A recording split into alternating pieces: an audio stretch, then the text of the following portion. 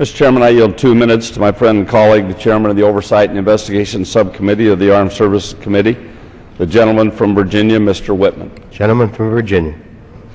Thank you, Mr. Chairman. I, too, was recently in Afghanistan. They're visiting our troops, visiting the folks on the ground there, getting briefings about what's going on. This amendment assumes that they're sitting there twiddling their thumbs, saying, you know something, we really want to stay here for a long period of time. Folks, that is not the case. They are doing everything they can as quickly as they can. I was there where they were training Afghans to be able to take over control of that country. While I was there, they turned over control of 7 regions in that country. To somehow believe that nothing is going on, that we need to accelerate, is just ludicrous.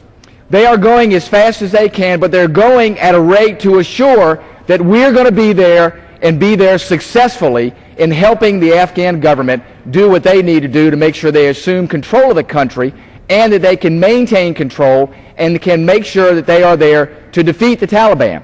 That's what the focus is. That's what this mission is, and they are there doing that in a tremendous way.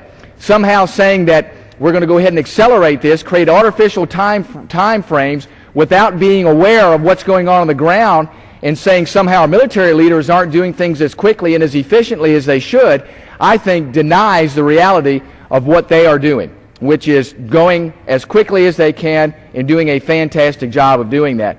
Also, if you look at the requirements of the bill about determining time frames for negotiations, to me, requiring time frames on negotiations creates weakness in negotiations. I think you ought to make sure that it's the back and forth with the Taliban and the Afghan government that determines where the negotiations are going, not artificial time frames. I think that creates, unfortunately, an imbalance in those deliberations, getting to what I believe is a satisfactory completion to the conflict there, but also to having an outcome that's satisfactory to the country, not just in the short term, but in the long term. So I believe strongly that this bill, this amendment, is not what we need to be doing there. Our effort needs to be left in the hands of our military leaders there, and they are going as quickly as they can in a responsible way. With that, Mr. Chairman, I yield back. Time's expired, gentlemen.